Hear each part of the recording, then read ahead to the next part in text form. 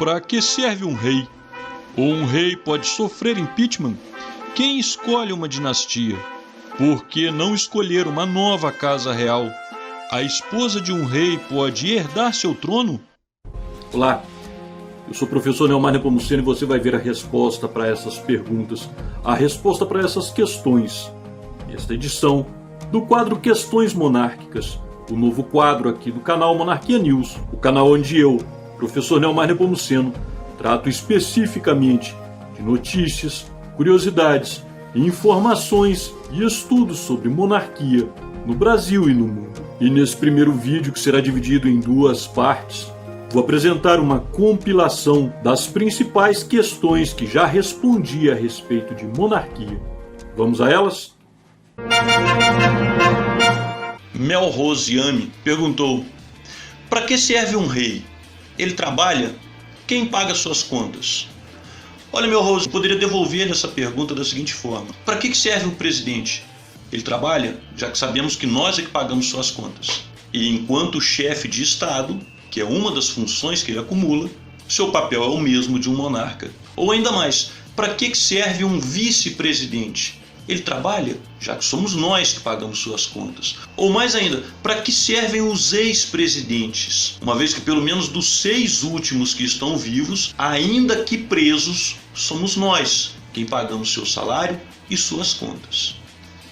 Quanto ao monarca, o monarca é o chefe de Estado, o símbolo vivo de uma nação e sua principal autoridade moral. Independente de que tenha mais ou menos poder político, é seu papel assegurar os interesses da nação, os projetos nacionais de longo prazo, a unidade e a integridade nacional, bem como a harmonia e a independência dos poderes legalmente constituídos. Quanto a quem paga suas contas, a Constituição Imperial de 1824 definia em seu artigo 107 que, ao ascender ao trono, a Assembleia Geral fixaria uma dotação, que no caso do nosso último imperador correspondia à metade do vencimento do primeiro presidente da República, por exemplo, a ser pago pelo Tesouro Nacional. A Constituição Imperial, obviamente, não fala nada de fixar dotações para o vice-imperador ou para os ex-imperadores e suas famílias, o que logo nos leva a concluir que, se o Brasil fosse uma monarquia, isso custaria muito menos para cada um de nós contribuintes do que essa república sob a qual vivemos hoje. Bahia Maper perguntou se um monarca tem chances de ser impeachmentado, e já que o mesmo não precisa lutar para se eleger e tem um mandato praticamente ilimitado, o que garante que o monarca não sofra um impeachment por promover um projeto impopular à primeira vista? Forte abraço, que Deus abençoe você e sua família. Muito obrigado, Bahia Maper, que Deus abençoe você e a sua família enormemente também. Na verdade, eu já falei sobre isso em outras ocasiões e a resposta é sim. Obviamente, em uma monarquia não absolutista. No caso específico do Brasil, eu já esclareci essa questão no vídeo Vantagens da Monarquia, neste trecho que vou reproduzir agora. Apesar de, no caso brasileiro, o imperador deter a faculdade de dissolver os outros poderes em caso de extrema gravidade, realizando-se nova eleição e composição, a Constituição de 1824 deixa claro que o parlamento pode declarar seu impedimento, única e exclusivamente por comprovada incapacidade física ou moral, sem brechas ou pormenores, de modo que o monarca cresce e vive com a consciência de que, se perder a moral, perderá também o trono. Como também, de acordo com a Constituição, cabe ao parlamento a eleição da casa dinástica, extinta a linha sucessorial.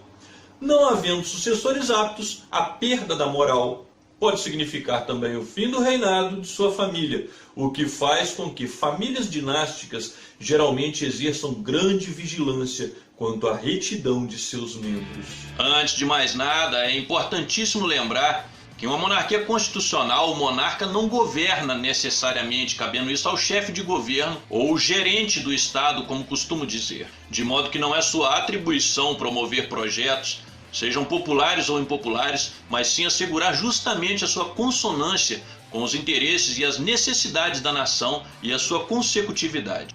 Espero ter esclarecido sua dúvida. Sinta-se à vontade para participar. Guilherme Souza Ferreira perguntou se eu seria a favor da eleição de uma nova dinastia caso a monarquia fosse restaurada. Olha, Guilherme, antes de mais nada é preciso deixar claro que o monarca, o chefe de Estado, ele não vai governar, né? Ele não vai ser, como eu costumo dizer, o gerente do Estado, né? Não vai administrar as finanças, não vai executar obras, não vai distribuir recursos do erário, não vai fazer aquisições, não vai se desfazer de nada também, né? Ele é o chefe de Estado. O governo, o primeiro-ministro, no caso no sistema parlamentarista, é aquilo que eu chamo de gerente, é o que vai de fato gerenciar os recursos da nação, né? Nesse sentido, vamos pensar o seguinte: a principal vantagem da monarquia, dentro do meu entendimento, é o fato de que o monarca ele é preparado desde criança para assumir o trono, para assumir a sua função de regente, de monarca, de rei, né?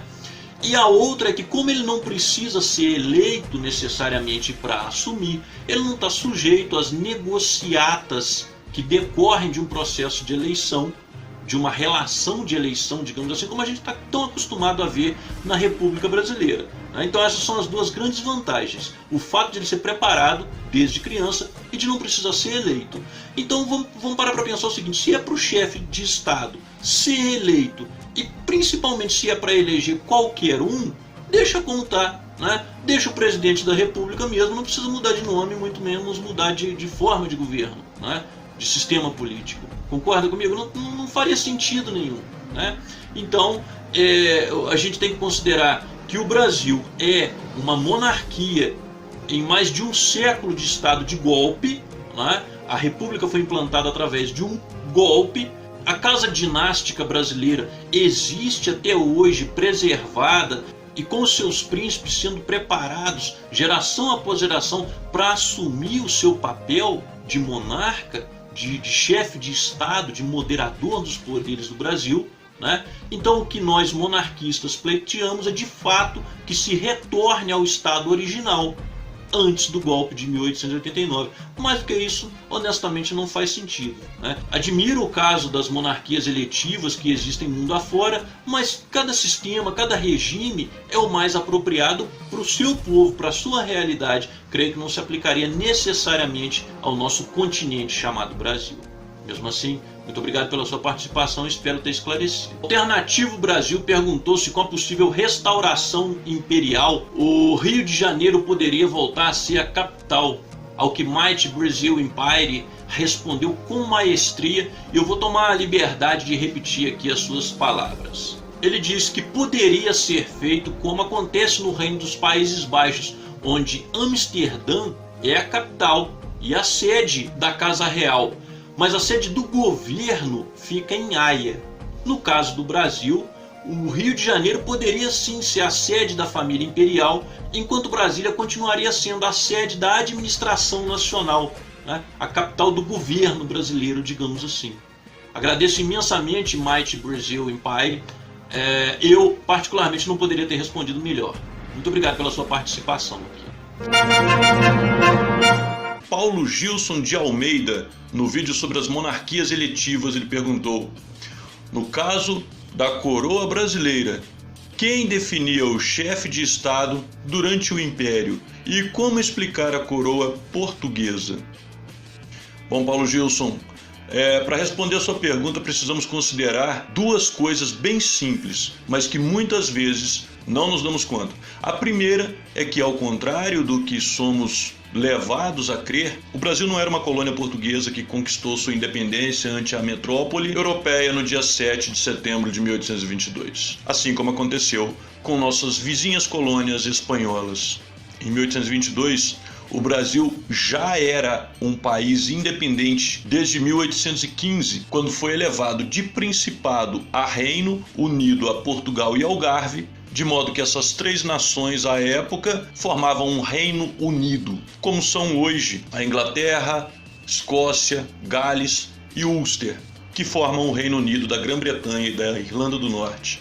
Estas quatro nações distintas hoje em dia, embora tenham seus próprios governos e parlamento, partilham o mesmo chefe de Estado, no caso, o monarca da Casa de Windsor, sediado na Inglaterra. No nosso caso, essas três nações também tinham seus próprios governos, delegados pelo monarca da Casa de Bragança, que no caso estava inclusive sediada no Brasil, o que faz com que o Brasil, a partir de 1815, tivesse a mesma importância para Portugal e Algarve que tem hoje a Inglaterra para a Escócia, Gales e Ulster. Mas eu tenho certeza que você já aprendeu tudo isso nas aulas de História, de Geografia, e eu citei só para contextualizar. Então é fato que desde 1815 o Brasil já tinha um rei, assim como as outras duas nações, no caso, Dona Maria, e a partir de 1816, Dom João de Bragança, coroado como Dom João VI. Ocorre que em 1821, a sede da coroa mudava novamente com o regresso de Dom João VI para Portugal, deixando seu herdeiro Dom Pedro de Alcântara como regente do Reino do Brasil, enquanto o Barão de Faro era o governante do Algarve.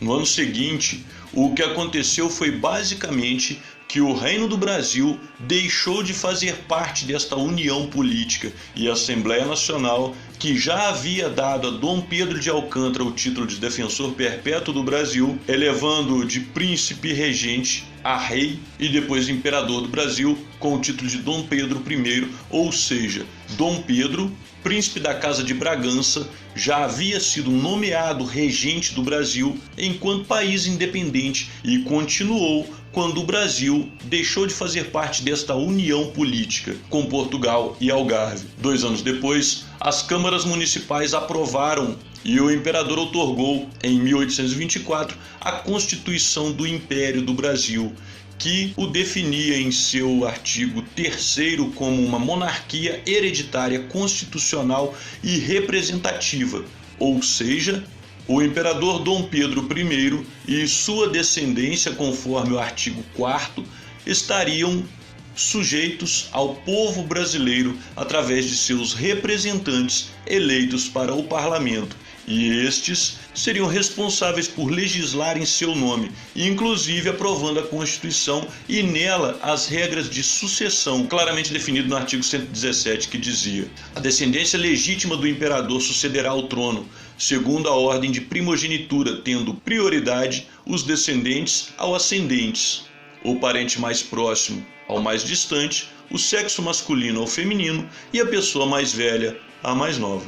A Constituição determinava ainda, em seu artigo 118, que, extinta a linha sucessória, a Assembleia Geral, ou seja, o povo, através de seus representantes, escolheria a nova casa reinante. A Casa Imperial Brasileira até hoje obedece a essas regras de sucessão, por entender que estas lhe foram impostas pelo povo brasileiro, e só o povo brasileiro poderia mudá-las. Quanto à monarquia portuguesa, a questão é simples. Basicamente, os descendentes de Dom João deram continuidade à sua dinastia, assim como os descendentes de Dom Pedro de Alcântara, elevado pela Assembleia Geral do Brasil, então já uma monarquia, como seu imperador, seguiu-se como a casa dinástica brasileira.